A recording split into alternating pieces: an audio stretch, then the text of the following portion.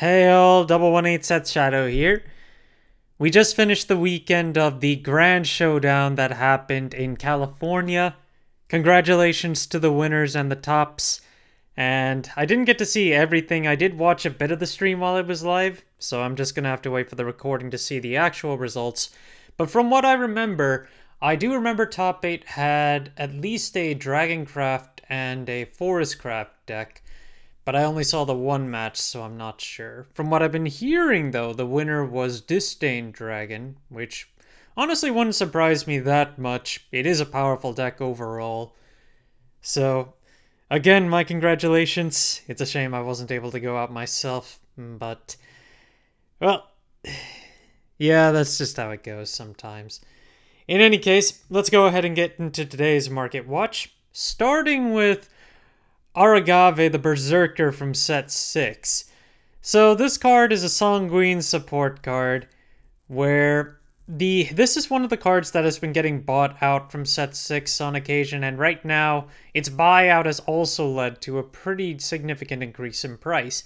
5 listings left on the market, with listings that don't have any major consolidation, but the card is effectively now a $15 card across the vast majority of its listings. I'm not sure just how many Sanguines really made it in the Grand Showdown, but ultimately the deck is still a competitor, so certainly not one to overlook. One of the new texts that's used for Egghaven is Phantom Blade Wielder, which tends to replace the use of Cudgel, or the general text that you might consider in this deck. Rather than banishing a card with 3 defense or less, it gives you the ability to ping something for 2 damage. Then if you have 2 points or less, if you have at least 2 points left, it'll do another 2 damage on top of that. It's a gold that you can pick up from set 6, and not too difficult to pick up.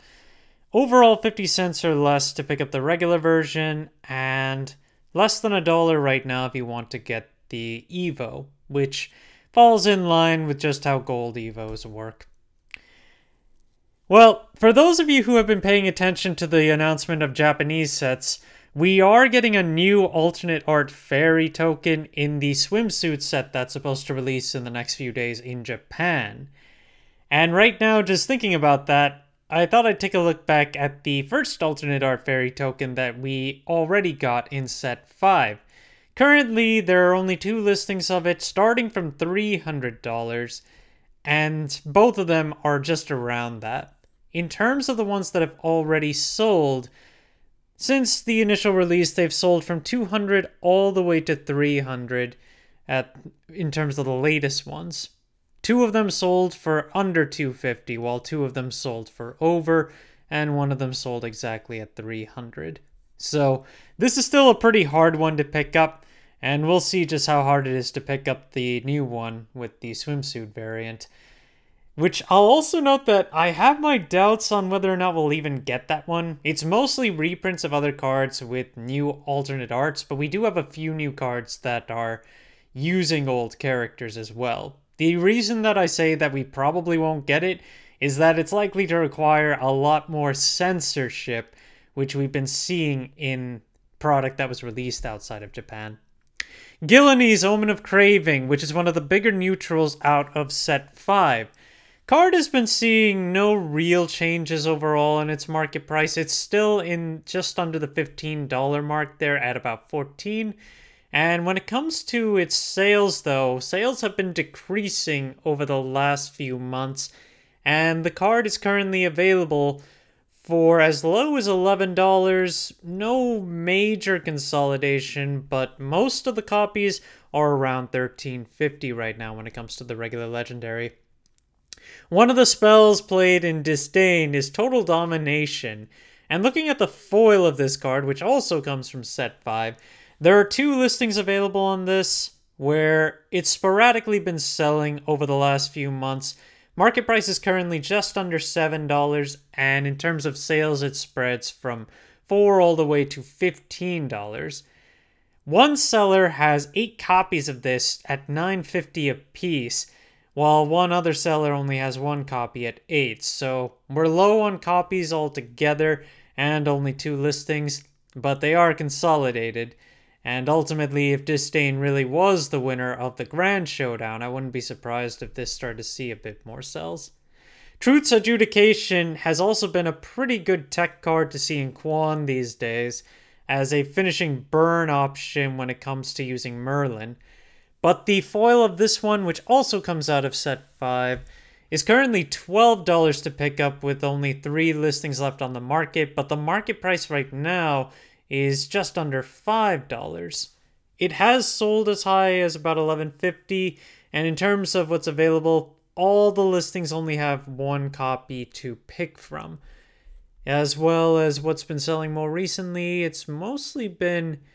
it's a spread. $4 to $8 all the way to that $11.50, which is the high point for this foil. But these two are easier to pick up in terms of the fact that they're bronze and silver. So if you don't want to get the foils, it's not too difficult to pick up the lower rarities. Diamond Master is a card to watch out for the future. While it's more of a tech that you might see in future Haven decks, it's still a legendary, and it comes out of set 3, which still has some relative popularity. But it's easy to pick up right now. When it comes to the base form, when it comes to the base legendaries, it's about $1 to $1.50 to pick up the base form or the Evo. And when it comes to the super legendaries, they're somewhat more expensive, but still not ridiculous.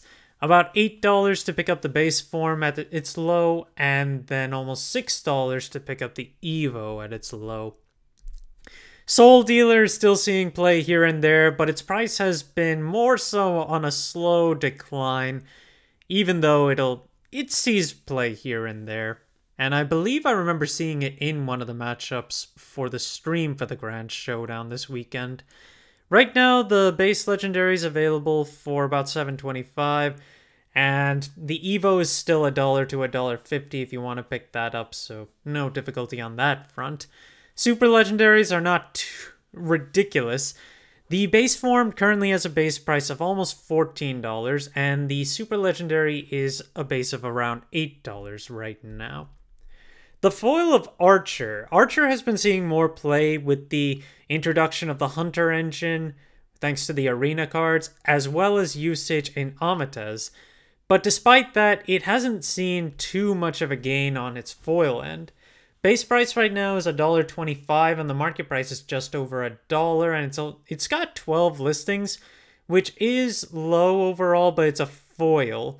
So I wouldn't say it's that bad. However, when it comes to the ones that are available on the market, the consolidation is more so around... actually, there's no real consolidation when it comes to the first page until you start to get to low price listings that have higher shipping rates. So you can still pick up a fair amount of these for $1 to $2 right now, but ultimately a lot of them seem to be moving into higher shipping rates, so they end up being more expensive. Leonidas's promo version is still holding around its same value of about $25. And ultimately, while its market price is closer to $17, many of the copies that have been selling more recently... let's take a look. Okay, so honestly, this one actually hasn't even sold since July. And in terms of available quantities on this one, we've only got 5 listings, and they go from $25 all the way to $40. In terms of the ones that are available, at least 3 of them can be picked up around 25s right now.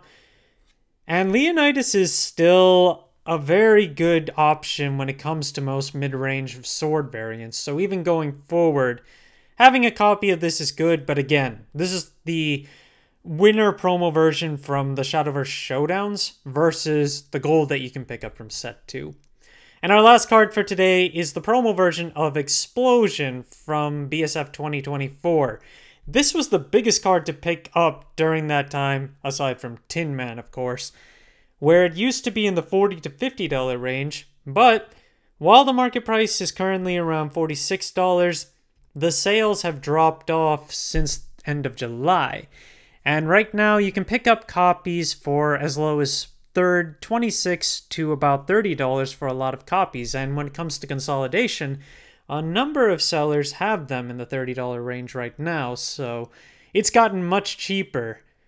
Given that Egg Haven is still one of the bigger Haven decks to play right now, I guess it just hasn't been seeing as much play, but regardless, it's still one of the stronger decks to consider.